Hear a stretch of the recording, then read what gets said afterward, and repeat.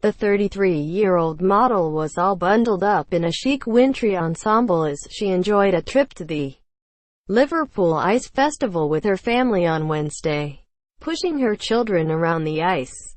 And Danielle Lloyd was up for enjoying a family day out on Wednesday, as she and her brood enjoyed a trip to the Liverpool Ice Festival.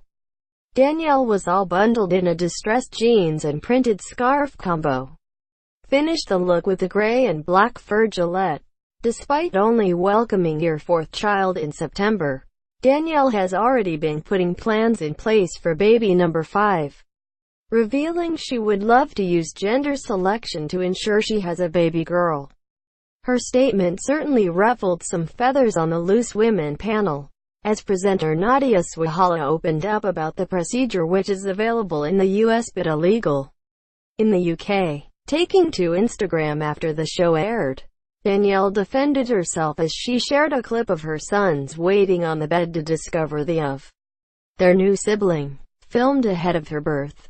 And as they all chirp, "a girl," in unison, the clip ends with Danielle writing alongside the clip, "Need I say more? Gender selection is a family decision.